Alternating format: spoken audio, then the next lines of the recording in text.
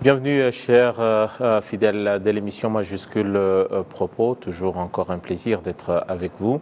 Ce soir, aujourd'hui, nous allons évoquer les relations Rwanda-Burundi. Vous le savez, cela a été annoncé depuis quelques jours.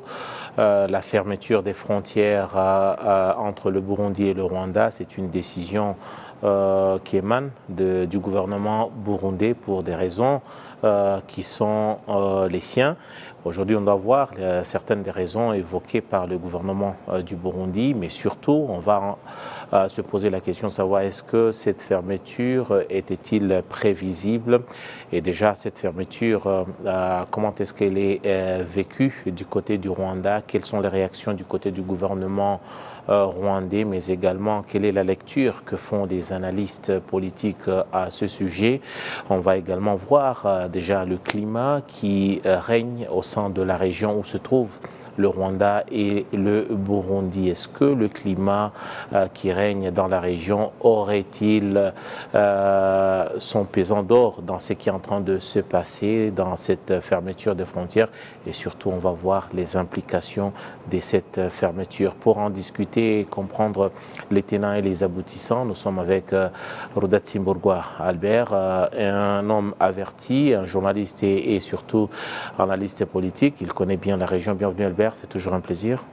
Merci de continuer à m'inviter. Voilà. C'est un honneur. Voilà. Alors Albert, déjà la question que je vous pose comme ça, d'emblée, cette fermeture vous a-t-elle surpris? Je dirais... C'est moitié-moitié, je dirais, parce que l'annonce a été faite avant. Dire à partir du moment où le président lui-même a commencé à évoquer le fait que les Rwandais profitaient de pouvoir venir à Bujumbura, tout ça. Et puis, en l'annonçant, c'est comme un couteau dans le dos qu'il sent, soi-disant, de la part du Rwanda. Ça, c'est quelqu'un qui annonce qu'il veut faire quelque chose, ou bien qu'il n'est pas content. Bon, maintenant, je dirais qu'il n'y a plus à parier, il l'a fait. Très peu de temps après qu'il s'est exprimé, soi-disant, sur ses rapports avec le Rwanda. Donc, bon. D'autre part, il y avait peut-être une partie de moi-même qui se disait, faut pas basculer là-dedans, parce que on est en train d'essayer de faire revivre quelque chose entre les deux pays. Il y avait, ce qui est clair, c'est que déjà aussi les citoyens des deux pays, quand ça marche bien, c'est le bonheur. La plupart des Rwandais ou des Burundais sont tellement contents quand les choses vont bien. Ça c'est clair. Donc, je dirais que mon côté d'analyste, je disais ça, c'est mal barré. Quand il a sorti ouvertement comme ça, combien de temps ça allait prendre, ça n'a pas fait long feu. Voilà, on est tombé dans quelque chose qui était certainement évitable, mais c'est un scénario qui était prévisible.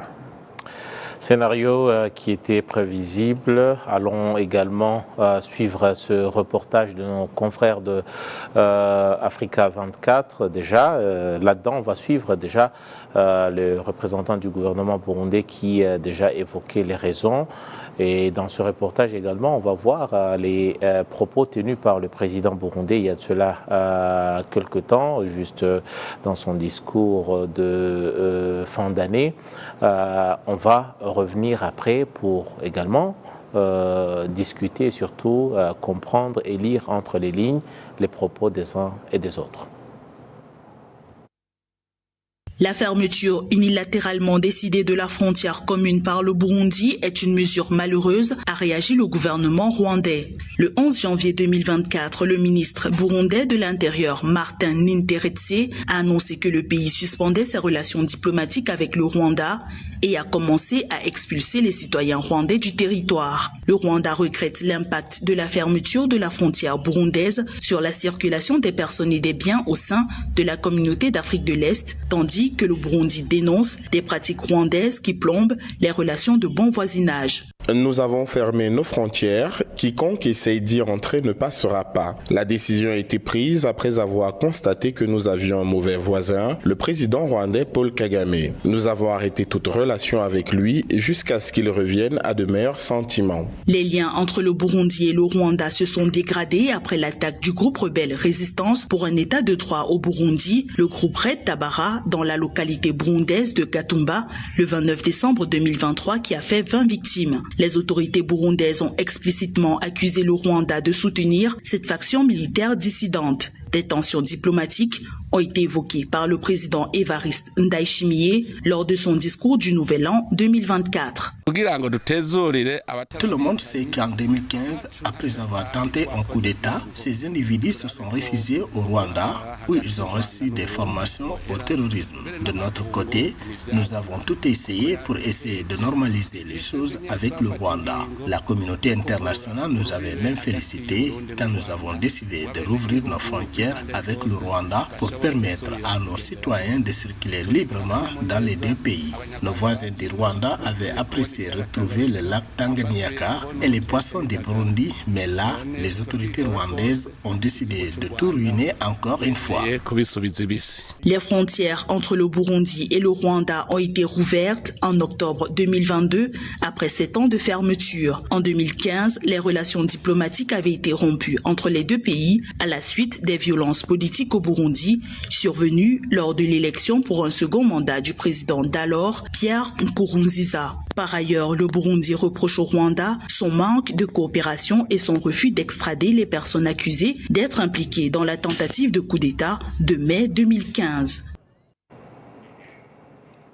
Voilà, et pour déjà commencer par la fin de ce reportage, Albert, le gouvernement du Burundi reproche au Rwanda de ne pas collaborer, de ne pas coopérer dans le processus de renvoi des gens qui auraient été impliqués dans la tentative du coup d'État de 2015. Est-ce que le Burundi, vous comprenez ces préoccupations? Est-ce que le Rwanda, vous qui suivez de près la question, le Rwanda avait-il refusé de collaborer? Non, et puis il y a tellement d'autres collaborations que nous avons eues avec le Burundi, même je dirais dernièrement. Je veux dire, tout ça, il y a un rideau de fumée que les autorités actuelles au Burundi sont en train de créer pour masquer en fait une crise à eux qu'ils ont de façon interne, parce que notre coopération a été à un tel point que eux-mêmes aussi arrêtent certains groupes armés qui essaient de rentrer par la Tibila pour rentrer dans le Nyungwe. Nous avons fait de même. Il y a déjà des éléments qui étaient armés qui ont été arrêtés dans les années précédentes, qui ont été remis au Burundais, etc. Non, c'est une surenchère parce que maintenant ils devaient expliquer pourquoi tout d'un coup ils le font. Je veux dire, mais les vraies raisons ne sont pas ce qu'on dit maintenant. D'ailleurs, je dirais que même au moment où ça s'est créé, au moment où il y a eu la première fermeture, pourquoi fermer je veux dire, pourquoi est-ce qu'à cette époque-là, ils l'avaient déjà fermé? Donc on ne peut pas le cacher non plus, il y a certainement, nous sommes je veux dire, en toute sincérité, en toute transparence aussi, c'est que nous avons deux pays qui se ressemblent de par leur langue, de par les gens, de par leurs mœurs, de par je dirais, leur histoire commune. Mais nous avons, je crois, une vue complètement différente, je dirais politiquement. Au Rwanda, on a eu depuis 1994 une vue assez inclusive de ne pas être en opposition, parce qu'il fallait tout recommencer, tout refaire à zéro. Évidemment, le FPR, à l'époque, aurait pu faire simplement jouer carte seule et dire nous avons gagné la guerre, c'est nous qui avons stoppé le génocide, mais toute l'idée a été de dire non, il faut avoir tout le monde parce qu'on a tellement de choses à rattraper, autant d'avoir un système consensuel où tous, ensemble, nous allons dans une même direction. Au Burundi, depuis des années, en fait, on est dans une opposition complète tout le temps, etc. Donc c'est vraiment, à partir du moment qu'il y a eu les accords d'Arusha, aujourd'hui, il y a juste le CNDD, FDD et tout le monde autre est écarté de tout. Donc, mais bon, ils ont une crise qui est profonde. Vouloir essayer de justifier en disant que c'est le Rwanda, ça ne va pas aider le Burundi. Ça ne va pas aider la région. Je dirais qu'ils sont surtout... Ils ont créé... Alors, je commençais en disant qu'ils ont créé un rideau de fumée parce qu'en fait, ça fait des mois qu'ils sont en train de faire des choses dont on n'espérait pas qu'ils en arrivent là. Parce que ce n'est que maintenant que le chairmanship, la présidence tournante de la East African Community vient de passer au Sud-Soudan. Mais ce dernier terme, je dirais, c'était sous le Burundi. Et c'est sous le Burundi que, en fait, la mission de la East African Community a raté, je veux dire, alors qu'elle avait bien commencé. C'est sous, je dirais, l'œil du Burundi et la présidence du Burundi que les combats ont repris. C'est sous la présidence du Burundi qu'on a aussi trouvé, d'un côté, on avait les forces de maintien de la paix de la East African Community, et on avait des Burundais qui, en fait, étaient parmi les belligérants maintenant. Donc tout ça, il ne faut pas que les gens qui suivent cette émission... Mais tout ça, quand même, c'est loin du théâtre des oui, mais c'est pas loin dans le temps. C'est juste avant. Je veux dire, ça fait tout juste un mois à peu près, c'était au début décembre que tout le monde devait partir, mais les Burundais avaient déjà été attrapés en train d'attaquer, d'être alignés à côté des FDLR. Donc les forces génocidaires du Rwanda qui sont au Congo étaient aux côtés de l'armée burundaise en train d'attaquer les Banyarwanda, les communautés Banyarwanda, là, Kirorirwe et Masisi et tout ça. On a eu des prisonniers de guerre. Mais là, vous rentrez dans le contexte régional, Albert, peut-être. Bien entendu. Oui, là on peut-être... Mais là, c'est ce que j'essaie d'expliquer aux gens qui suivent cette émission.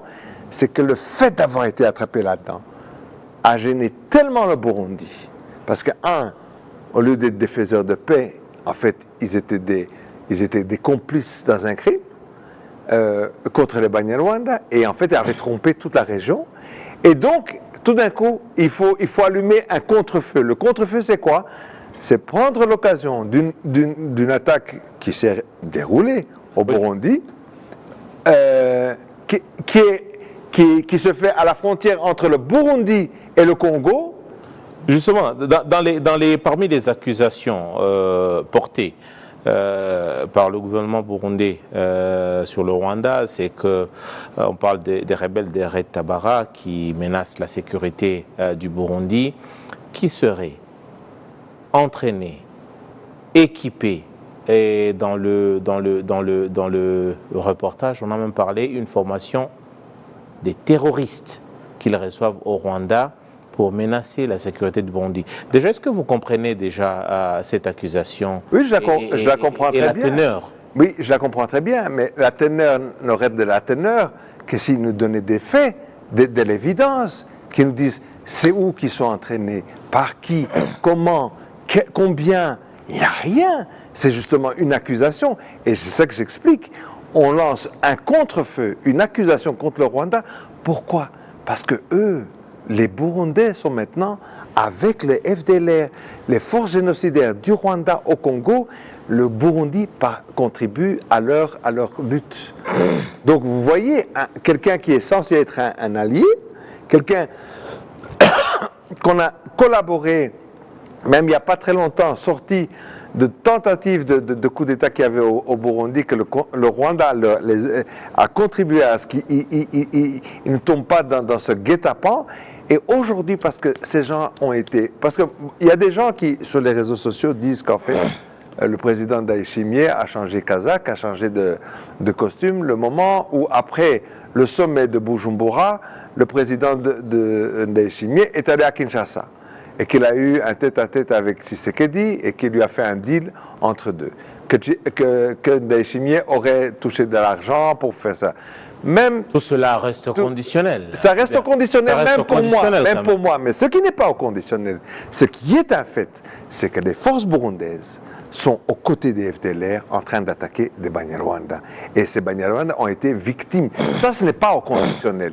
Le fait que ça, c'est du tangible, le reste de ce que le président burundais ou le ministre de l'Intérieur fait comme accusation sur le Rwanda, ça reste, je dirais, que de la fumée. Ils n'ont rien pu donner, ils n'ont jamais rien pu dire. Le Rwanda, en fait, a un camp d'entraînement là-bas où il y a le Retabara, il y a telles personnes qui sont là, il y a telle chose. Il n'y a rien, que des accusations. Oui, Albert, dans le reportage, on parle, tout à l'heure j'ai évoqué de l'attaque à Gatumba, c'est à la frontière avec le Congo, avec la RDC, ouais. Peut-être pour placer les choses dans leur... que les gens sachent, ce n'est pas à côté du Rwanda. Voilà, justement, comment comprendre déjà que les attaques puissent se dérouler à la frontière avec la RDC, notamment dans sa partie est, et notamment le sud Kivu, que cela puisse être rapporté vers le Rwanda. Il n'y a pas de logique là-dedans. Justement, c'est ce que j'essaie d'expliquer. C'est pour ça que je dis, comment est-ce qu'ils ne ferment pas la frontière avec le Congo, mais qu'ils ferment avec le Rwanda. Et en plus, soyons clairs aussi, je veux dire, fermer la frontière avec le Rwanda pour l'instant, quelles sont les répercussions? Les répercussions, c'est surtout pour le Burundi. Je veux dire, le Burundi a pour l'instant, personne n'est dupe, tout le monde sait que c'est une économie qui est en très grande difficulté.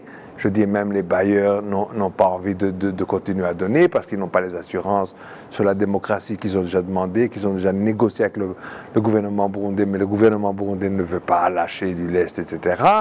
Bon, ça c'est leur truc interne, mais je veux dire, jusqu'à maintenant, tant que les frontières étaient ouvertes, et qui bénéficiaient surtout de cela? Je veux dire, si les Rwandais vont soi-disant voir le lac Tanganyika, je veux dire, bon, pour eux, c'est une récréation. Lorsqu'on lit entre les lignes, on a l'impression que la fermeture et même lorsqu'on va un peu plus loin dans les propos et du ministre de l'Intérieur et du président de la République lui-même, on sent que c'est une fermeture punition, Albert. Je ne sais pas, ça c'est de l'interprétation, mais ce qui est clair, c'est que... Oui, par exemple, quand on dit le Rwandais allait prendre de l'air au bord du lac Tanganyika, oui, et tout le reste... Entre prendre de l'air, je veux dire, soyons sérieux quand même, entre prendre de l'air, c'est une récréation. Mais qu'est-ce que ça rapportait aux Burundais? Ça rapportait de l'argent. Je dis, ce tourisme, le fait que des Rwandais dépensent leur argent au Burundi, ça rapportait à quelques Burundais, déjà ne fût-ce que le transport, l'hébergement, la récréation, etc., tout ce que les gens consomment. Pour vous, c'est un manque à gagner sur le plan économique? Ah, bien évidemment. Pour le Burundi? Eh bien évidemment. Et puis au Burundi, ils ont des produits que nous n'avons pas au Rwanda, par exemple. C'est vrai. Par exemple, il y a des produits qui sont pour des endroits beaucoup plus chauds que nous n'avons pas ici, que dans la plaine peuvent avoir, style des fruits, des légumes, certaines choses. Tout ça, ils ne savent pas l'exporter pour l'instant. Alors que nous sommes le premier pays qui... Donc je veux dire, il punit qui? Mais en plus de cela, il y a quand même quelque chose qu'on ne peut pas ne pas relever. Un ministre qui dit le président Kagame, nommément, le ministre de l'Intérieur en disant que le président Kagame n'est pas un homme... Un bon voisin. Un bon voisin, il commence et il attaque. Ça, diplomatiquement, c'est très bas. Ça montre vraiment d'un niveau, caniveau, je dirais, pour l'instant, des gens qui sont dans ce gouvernement-là. Je veux dire, ça ne se fait pas. C'est un ministre d'un gouvernement, Oui, il représente... vous n'allez entendre ça que là-bas, ou dans ce genre de système. Vous n'avez jamais entendu, ici au Rwanda, avoir un ministre qui parle comme ça. Jamais. Donc ça vous montre aussi le niveau, caniveau des gens-là qui sont là pour l'instant. Ça ne se fait pas. Ce n'est pas quelque chose en plus que vous dites publiquement comme ça. À la limite, si vous dites ça entre vos discussions, etc. Mais public, une adresse comme ça, je peux vous dire, cher Eddy, que ça ne se dit pas. Alors Albert, c'est une fermeture qui intervient alors qu'au cours de ces derniers mois, on a vu le président Kagame se rendre à Bujumbura. Il y a également la première dame qui était à Bujumbura. On a senti qu'il y avait une certaine ouverture et certains efforts du côté du Rwanda. Mais lorsque on regarde très bien, on n'a pas vu les mêmes mouvements dans le sens contraire. Le président Kagame a été dans le cadre de l'East African Community. Voilà, donc il n'est pas allé dans un cadre bilatéral. Ouais. Donc la première dame du Burundi est venue aussi au Rwanda. Donc tout ça montrait, je dirais, une bonne évolution. Encore une fois, je vous le dis, même nos relations en matière sécuritaire, etc., entre les deux pays, il y avait plein de rapports qui nous montraient qu'il y avait une assez bonne collaboration. Justement, avec une bonne volonté. Quand je parle du déplacement du chef de l'État, peu importe le cadre dans lequel il se déplace, Albert. Non. C'est quand même un endroit dans un climat où... Non.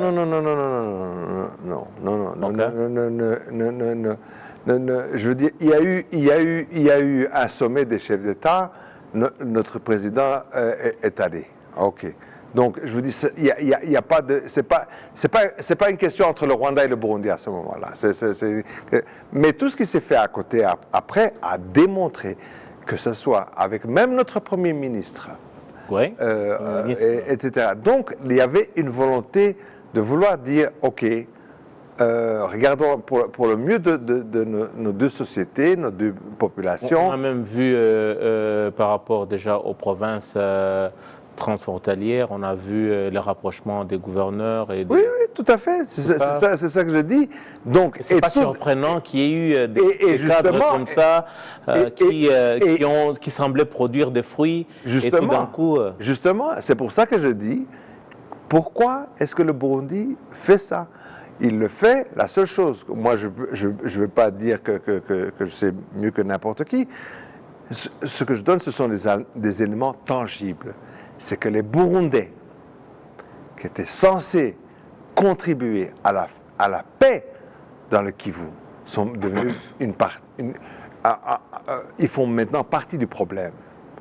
Parce que s'aligner avec les FDLR, en fait, je crois que les gens ne comprennent pas la pesanteur de cet acte. Alors, lorsque vous dites s'aligner au FDLR, déjà parce que vous allez sur le terrain de la région, est-ce que c'est par volonté de s'allier au FDLR ou c'est par proximité des intérêts communs avec Kinshasa? Non, il y a une chose qu'il ne faut pas oublier. En politique, je veux dire comme ça, si vous êtes au même côté que des génocidaires, ça veut dire que vous êtes OK avec l'idéologie qu'ils représentent. Hein. C'est ça que ça veut dire. Pour vous, c'est idéologie. C'est pas pour moi. Pour vous, c'est pas une question de. Non, mais ce n'est pas. Non, je vous pose la question. Ce n'est pas une question de pour moi. Oui, monsieur. Je veux dire, c'est comme ça. Précisons les choses. C'est une question idéologique et non pas une question stratégique ou économique. Ce n'est pas une question de cela. L'idéologie est quelque chose qu'on ne peut pas mettre à côté, qu'on ne peut pas dire pendant 2 secondes je l'oublie. Non. Si vous vous alliez avec des nazis, ça veut dire que vous êtes OK avec l'idéologie. C'est comme ça que ça se passe. Ça veut dire qu'il y a des choses que vous n'allez pas faire parce que vous dites pour des raisons stratégiques, j'aurais pu, mais l'idéologie qu'il représente, je ne peux pas m'allier. C'est comme ça que ça fonctionne dans le monde. Vous savez? Donc là, si pour des raisons stratégiques ou je dirais alimentaires, Kinshasa vous offre quelque chose. Entre guillemets alimentaire. Entre guillemets alimentaire. Des gros guillemets même. Donc alimentaire, vous allez avec Kinshasa, mais que vous vous retrouvez en train d'être main dans la main avec des fascistes, des génocidaires, là, il n'y a rien à dire. Il n'y a rien à dire, là, vous. Donc, moi, je crois que c'est tellement grave, parce que ça veut dire quoi? Ça veut dire que soit le CNDD-FDD a la même idéologie que les FDLR, et que donc les génocidaires d'ici, soit les dirigeants ont accepté de vendre leur âme pour quelques dollars. Pourtant, parlant du CNDD-FDD, par exemple, on a vu les propos du secrétaire général du parti au lendemain du discours du président, lui révérien, qui disait déjà que le CNDD-FDD allait entamer un dialogue avec le FPR, parti au pouvoir au Rwanda, pour trouver des solutions à cette crise ou à ce froid dans les relations entre les deux pays. Pendant une seconde, avez-vous cru en cette bonne intention? Est-ce que c'était le cadre approprié que les relations entre le Rwanda et le Burundi, pour lui, soient envisagées dans une conversation directe entre le CNDD-FDD et le FPR? Si tu me permets, Eddy, je vais ouvrir l'objectif de la caméra un peu. Parce que le problème qu'il y a, le Rwanda a cette position politique, en effet, de toute façon, de ne pas faire de l'ingérence dans les politiques des voisins. Et qui que ce soit, du moment qu'il ne soit pas génocidaire ou qu'il soit fasciste, le Rwanda est prêt à travailler avec. Pour le mieux je veux dire, la vraie conscience du Rwanda, c'est de savoir que l'Afrique a tellement à rattraper, a tellement à faire, qu'au plus vite on commence à travailler ensemble, au plus on commence même à exister et à peser dans le monde. Donc, c'est dans cette même logique-là qu'avec le Burundi, on n'a pas de problème en soi. Même du temps de Nkurunziza, on n'a pas eu de problème. Mais c'est le Rwanda qui le dit. C'est du côté du Rwanda que cela est dit. Mais ce n'est pas le même discours en face. Oui, moi je ne vais pas parler en tant que Rwanda. Est-ce que le Rwanda ne serait pas en train de se regarder dans le miroir? Et moi je ne suis pas en train de parler au nom du Rwanda. Je ne suis pas en train de parler ni au nom du Rwanda, ni au nom du Burundi. Je te parle en tant qu'un analyste. La réalité est quoi? C'est qu'à partir du moment, la dernière fois, parce que c'était faux dans l'émission qu'on vient de voir, le petit reportage, c'est que premièrement, les problèmes ont commencé au Burundi, c'est pas quand il a commencé le deuxième mandat, mais le troisième mandat. Et ce troisième mandat d'ailleurs, la Cour constitutionnelle de la East African Community l'a condamné, a dit que c'était faux, qu'il n'aurait pas pu faire ça. Donc il n'est pas le seul, on n'est pas le seul. Et le Rwanda, la seule chose qu'il a dit à l'époque, je ne sais pas si tu te rappelles de cela, mais il y a eu même une rencontre dans le sud du pays entre le président Kagame et le président Nkurunziza. Oui. Et Kagame qui disait... La dernière rencontre entre les deux hommes. Voilà. À Rouillé. À Rouillé. Et donc, que disait Kagame? Il dit, non, ce qui se passe chez vous, ce n'est pas ça le problème. Le problème, c'est qu'on voit l'effet que ça donne. Les gens sont en train de fuir le Burundi. Les gens sont en train de fuir pour se réfugier. Et est-ce qu'on peut assister? Est-ce qu'on peut faire quelque chose? Et non, au contraire, ça a continué comme ça. Donc, même maintenant, c'est la même chose. Le problème, la réalité, elle est quoi, Eddy? Eddy, depuis 2015, on a une société au Burundi qui est exclue. Il y a toute une tranche de la société civile qui n'est plus au Burundi pour l'instant. Toutes les radios, tous les gens qui avaient créé la situation possible au Burundi pour que les gens du CNDD qui étaient dans le maquis puissent rentrer. C'est la société civile qui avait créé ça. Et eux-mêmes, c'est maintenant ceux que le CNDD-FDD, depuis Nkurunziza, ont exclus. Ils sont devenus des traîtres. C'est les mêmes gens qui les ont sortis du bush. Il ne faut pas oublier ça. Et je dis, il y a toute une tranche de gens qui sont pour l'instant exclus au Burundi. Donc il y a des problèmes internes qui existent, qu'on ne peut pas nier au Burundi. Et c'est ça aujourd'hui, et ça en tant qu'analyste, c'est ça que je dis, c'est ça qui est en fait l'ombre ou le rideau entre de bonnes relations. Pourquoi est-ce que c'est comme ça? Pourquoi est-ce que le Rwanda est ramené là-dedans? Parce que nous avons une société jumelle. Vous le dites bien, oui. Parce que même les gens qui suivent la question de loin, oui. Et beaucoup de gens se sont mis à commenter par rapport à ce sujet. Pourquoi des affaires, comme vous le décrivez, internes au Burundi, puissent avoir de l'écho au Rwanda et de l'impact?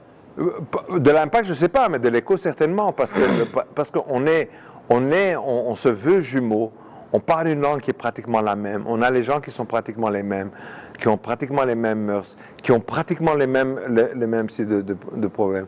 Et le fait que nous soyons ici, d'une certaine façon, depuis 1994, rien qu'en train de bouger dans une certaine direction, enfin, je dis que personne ne peut nier, on a, je dirais, un développement qui est inné, que très peu de pays peuvent même parler de pouvoir égaler. On est vraiment sorti de moins que rien, de moins de zéro, de plus bas que zéro, à devenir maintenant, je dirais, un exemple des gens qui sont montrés en exemple d'un développement. Et c'est tout le contraire au Burundi, c'est tout le contraire. Or, on est les mêmes, on parle les mêmes langues, etc. Donc, et il y a aussi ce même genre de problème, et je veux dire, disons-le clairement, je veux dire, nous, on a depuis 1994, la seule chose qu'on a mis devant, c'est l'identité nationale. Au Burundi, ils continuent à peiner avec ces histoires de Hutu-Tutsi. En plus, je dis, et ça je dis pour tous les Rwandais et les Burundais qui suivent ça, je veux dire, même ces dénominations-là, ils n'ont aucun sens au XXIe siècle. C'était des dénominations qui étaient liées à la forme de production, de structure de société qu'était le Rwanda précolonial. Mais ça n'a aucun sens au XXe siècle. Je veux dire, que les gens appartiennent à des clans, ça c'est normal parce que c'est une lignée. Mais l'histoire de Hutu-Tutsi, ça n'a aucun... ça ne signifie rien. Et d'ailleurs, je défie qui que ce soit au Burundi de me raconter ce que ça veut dire, Hutu-Tutsi, donc aujourd'hui. Et pourtant, ils les ont même dans les textes. Qu'il y a des pourcentages, qu'il y a ceci, des quotas, etc. Donc c'est quelque chose qui pèse sur le Burundi. Et la meilleure façon pour beaucoup de gens, parce que le Burundi n'a pas le monopole de ça, ce sera peut-être pour une autre émission d'un autre jour, ou peut-être ça va être encore intégré dans notre chose, mais les gens qui, excusez mon français, qui merdent chez eux dans leur politique intérieure, trouvent un bouc émissaire. Pour le Burundi, c'est simple de parler du Rwanda. Parce qu'on a nos familles là-bas, ils ont leurs familles ici. On est tellement connectés là-dedans. Mais ce qui est clair, le Rwanda n'a aucun intérêt à avoir un problème avec le Burundi. Ouais, justement, parlant de famille, parlant de relations humaines entre Burundais et Rwandais, déjà, le gouvernement du Rwanda avait sorti un communiqué, mais le communiqué avait été suivi par des propos, une réaction à chaud. Ici, je vous propose de suivre le porte-parole adjoint du gouvernement du Rwanda, Maître Alain Mukurarinda, au micro de RBA, lui déjà qui réagissait à cette fermeture des frontières, mais également il revient sur la sécurité des Rwandais qui sont au Burundi ou qui se trouvent au Burundi après cette fermeture, mais il rassure en même temps les Burundais qui sont sur le territoire rwandais par rapport à leur sécurité. C'est une décision qui a été prise d'une façon surprise. Et le gouvernement rwandais, comme il a dit dans son communiqué, il a pris par la presse. interposé. Et puis, par après, on a entendu que les autorités du Burundi ont confirmé. Et apparemment, ils auraient même dit qu'ils ne voulaient plus de Rwandais sur le territoire du Burundi. Et donc, on demande aux Rwandais à qui on a demandé de quitter le territoire de partir. Mais cela n'enlève pas les responsabilités du gouvernement burundais pour assurer la sécurité des Rwandais qui doivent quitter ce territoire.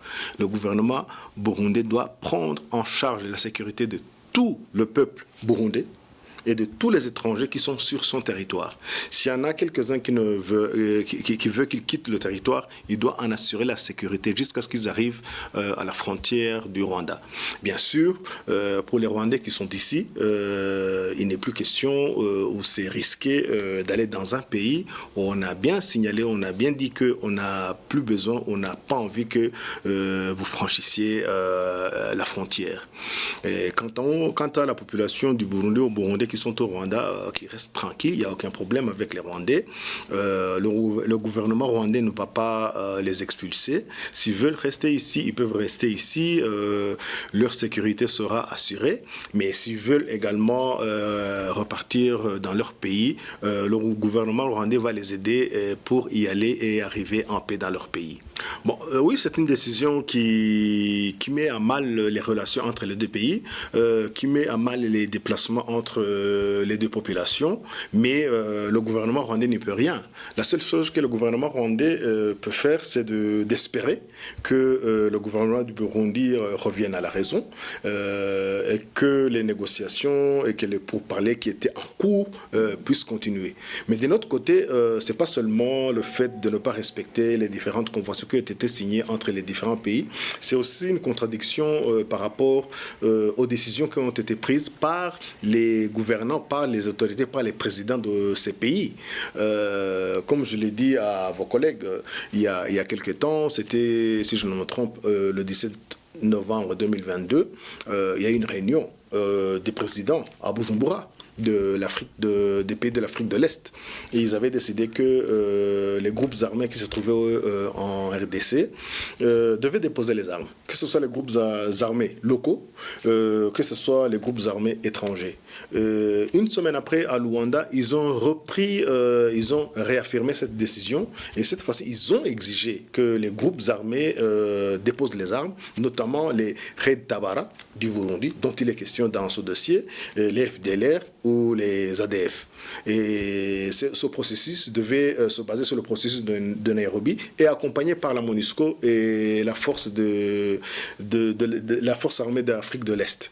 Et vous savez qu'aujourd'hui, la force d'armée d'Afrique de l'Est est déjà partie et que la MONUSCO doit partir. Bon, donc on prend des décisions et de notre côté, on se dédie, on se contredit et on n'arrive même pas à les mettre en pratique parce que certains pays s'y opposent alors qu'ils ont signé. Par après, il y a eu une réunion des chefs d'état-major au Burundi en 2023 qui ont encore décidé que cette fois-ci, si les décisions qui ont été prises ne sont pas appliquées, ils pouvaient même attaquer ces différents groupes armés, notamment les FLN, les Red Tabara, les FDLR et les ADF. Alors c'est un peu surprenant de voir que un président de la République affirme que les Red Tabara de la République du Burundi affirme que le Red Tabara se trouve en RDC, que son chef d'état-major le confirme, mais que le lendemain, ça change et que cette fois-ci, on dit que le Red Tabara se trouve au Rwanda. Donc, je pense que c'est ce que signifie le communiqué du gouvernement rwandais. Si on a utilisé les voies de la diplomatie, il faut continuer à utiliser les voies de la diplomatie. Si le gouvernement burundais avait constaté un changement ou un déplacement de ce groupe armé vers le Rwanda, ils auraient dû d'abord l'annoncer à la communauté, comme ils avaient fait quand ils ont annoncé qu'ils étaient en RDC. Donc aujourd'hui, je pense que la position du Rwanda est toujours la même. On veut que s'il y a des problèmes, que ce soit résolu par la voie des discussions et par la voie diplomatique. Bon, le conseil que je peux donner surtout aux Rwandais, à nos compatriotes, c'est de ceux qui sont là-bas, c'est d'essayer de partir parce qu'on leur a demandé de partir, mais qu'ils partent sous la responsabilité du gouvernement burundais parce que ce gouvernement doit assurer leur sécurité jusqu'à ce qu'ils arrivent au Rwanda. Et ceux qui sont au Rwanda, ils doivent faire attention.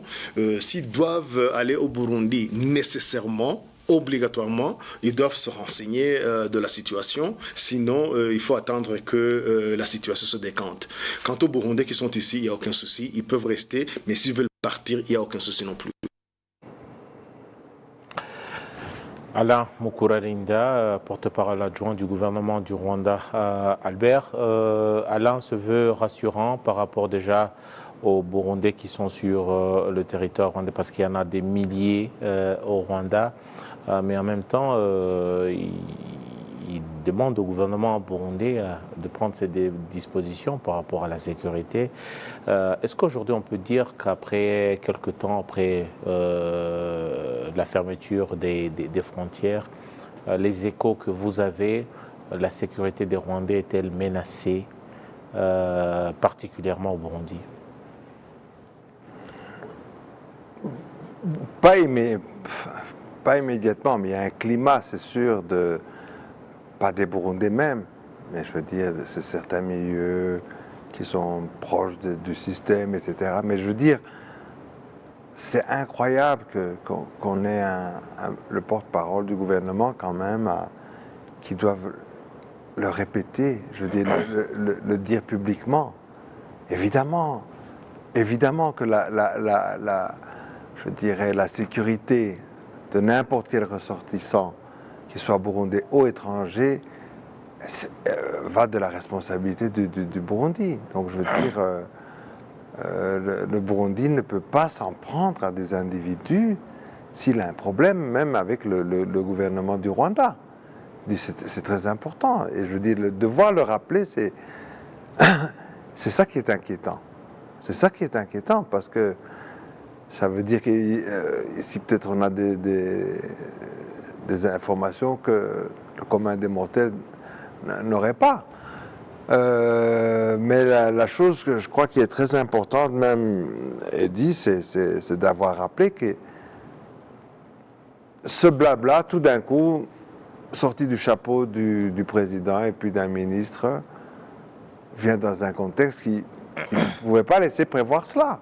Puisqu'il y avait une collaboration, il y avait, je dirais, un agenda clair et de collaboration de cette région pour ce genre de problème. Donc justement, c'est assez surprenant quand même. Quelqu'un se poserait la question, après les propos du porte-parole adjoint du gouvernement du Rwanda, qui rappelle les cadres dans lesquels toutes ces questions étaient discutées et que tout le monde s'était mis d'accord, et déjà de la localisation de ces mouvements rebelles, les Red Tabara, et qu'au niveau politique, tout était clair, et au niveau surtout des opérations, les chefs d'état-major s'étaient mis d'accord par rapport déjà à la cartographie et la localisation de ces groupes armés. Au niveau de la région, tout était nickel. Et justement, les gens ne comprennent pas ce retournement de situation. Non, justement, c'est ça que j'explique. Je veux dire, c'est pas que les gens ne comprennent pas, non. C'est ce qui indique que c'est une mise en scène du gouvernement burundais. C'est ça qui indique, parce que tous les éléments qu'Alain Mukura vient de montrer je dirais, en amont, qui sont passés, ce sont les éléments objectifs, tangibles, que toute personne qui écoute cette histoire, s'il les a, comprend qu'au départ, les gens collaborent. Et le Burundi sait très bien où est le Red Tabara. Le Burundi sait très bien que le Rwanda n'a rien à voir avec le Red Tabara. Et l'attaque vient du Congo. Et ce n'est pas avec le Congo qui ferme leurs frontières, c'est avec le Rwanda qui ferme leurs frontières. Donc ça démontre que le Burundi est en train de chercher je dirais, un coupable pour ses propres... Donc, un bouc émissaire, c'est ça que je cherchais le mot. Donc, mais surtout, et je rappelle cela, c'est que malgré tout ce que Alain Mukurarinda a dit sur la collaboration, sur la coopération en matière de sécurité dans la région, malgré cela, le Burundi a fait tout dérailler.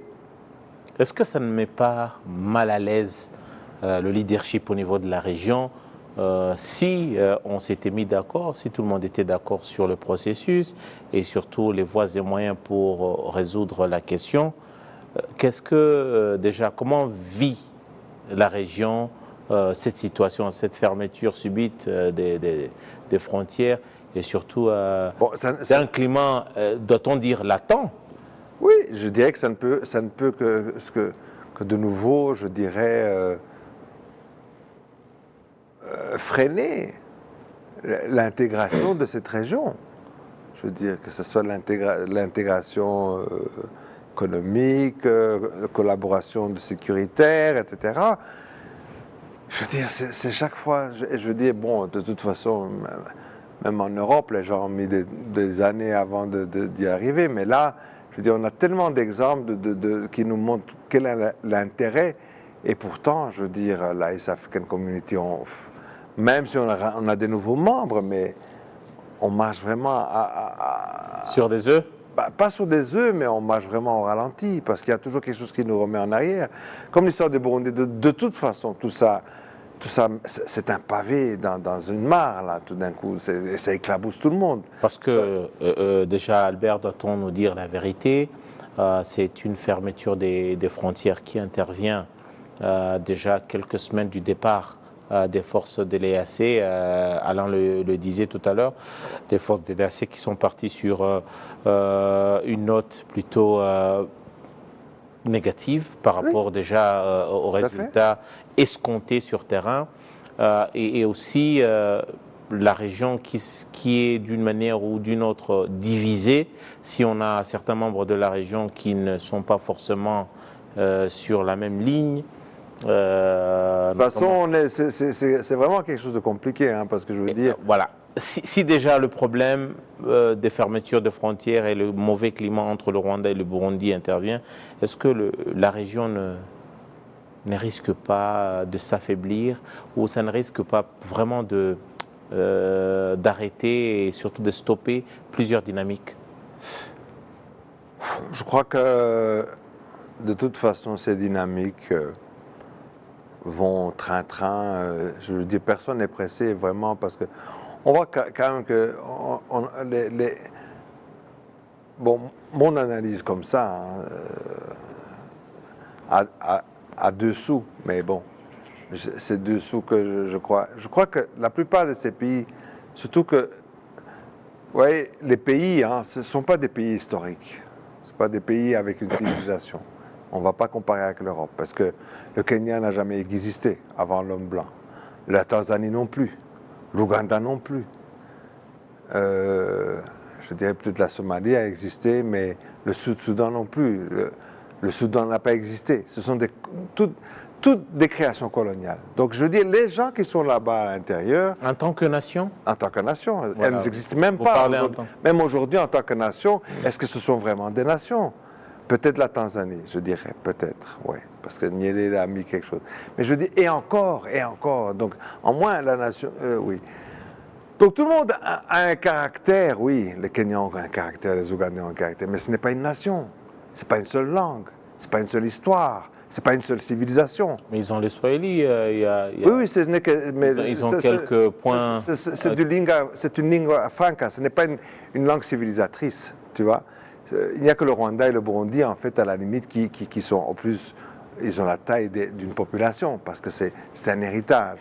Et donc, je dis ça pourquoi? Parce que même les gens n'ont pas fini de se construire à l'intérieur même de ces pays-là. Donc, c'est pour ça que ce n'est pas aussi simple non plus de créer un bloc qui les amène aux choses. Ça veut dire que je veux dire, la East African Community, nous avons été déjà, avant que nous avions le Sud-Soudan, avant que nous ayons la Somalie, bon, on était déjà la East African Community. Je dirais qu'au départ, le Rwanda était même pratiquement un des pays moteurs quand la East African Community s'est remise. Nouvelle version? La nouvelle version, la version améliorée. D'ailleurs, pour que les gens le sachent, pour ceux qui ne savent pas, et ceux qui le savaient pour le rappeler, le Rwanda a vraiment pris le Burundi même par la main pour entrer dans la East African Community. Au départ, le Rwanda a même contribué aux contributions que le Burundi devait faire, qui n'avait pas les moyens, pour essayer d'avoir tout le monde ensemble. Mais pour cela, je veux dire que cette région-ci, déjà, je crois que chaque pays interne a tellement aussi d'autres préoccupations que pour l'instant, on est au strict minimum en tant que bloc. Or, vous voulez dire que l'intégration de chacun pour soi, Dieu pour tous en ce moment? Avant tout, pas en ce moment, mais même en général. Chacun regarde devant sa porte? Surtout. Je veux dire, l'agenda numéro 1 partout, je veux dire, on ne met pas assez d'agenda dans le commun. Parce que sinon, je veux dire, tout ça nous aurait déjà... Je veux dire, on se serait déjà harmonisé de façon, ne fût-ce que des taxes, intertaxes, la facilité de mouvement des biens, des gens. Ce serait de loin plus... Attention, hein, on est mieux aujourd'hui qu'il y a 15 ans, qu'il y a 10 ans, qu'il y a 5 ans. Mais on va tellement lentement, je veux dire. Ne fût-ce que, je veux dire, même si on doit prendre un avion, d'ici, dans cette région, ça coûte 100 fois plus cher que sur les mêmes distances en Europe entre eux. Vous voyez? Donc nous sommes plus pauvres que les Européens. Je veux dire, si on avait un chemin de fer pour la East African Community, mais les gens ne s'imaginent pas tout ce que ça peut apporter. Et c'est ça que je dis, c'est que dans les pays, je veux dire, pourquoi il y a toujours des problèmes entre le Kenya et l'Ouganda en matière qu'on ne peut pas vendre le lait du Kenya en Ouganda, des bazars. Je veux dire, on est une seule région. Donc, je veux dire, on est vraiment très, très, très en retard. Mais pour revenir avec notre problème, je crois que le Burundi... Est-ce qu'il a au moins aussi un système assez mature, qui a une maturité aussi de comprendre le pourquoi que tout ça ne pourrait que être un bénéfice pour eux? Je veux dire, c'est de nouveau, on est en train de pointer, je dirais aujourd'hui, on a deux pays majeurs, enfin je veux dire deux cas majeurs qui montrent la même chose. Une faillite de gouvernance à l'intérieur chez eux, et qui doivent trouver un bouc émissaire. C'est le Burundi et le Congo. Alors, face à cette situation, avons-nous atteint le point de non-retour, Albert? Y a-t-il encore une porte de sortie de crise? Je ne crois pas que nous, on ait quelque chose à voir là-dedans. C'est quelque chose qui va se résoudre entre Burundais.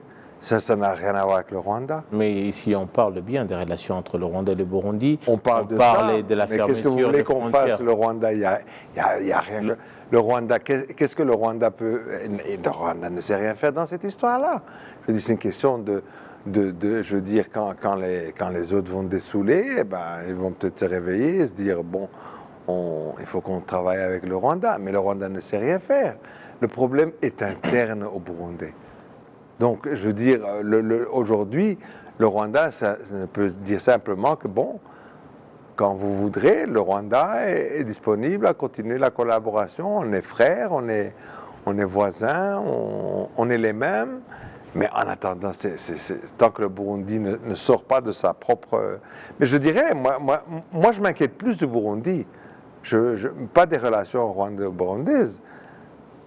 Ceci n'augure rien de bon. Parce que, je veux dire, malgré qu'on a parlé de ça, mais vous n'avez peut-être pas parlé de comment, depuis quelque temps, on a leur président qui s'adresse à la population, pratiquement en se moquant de la situation sociale pénible dans laquelle la société burundaise se retrouve.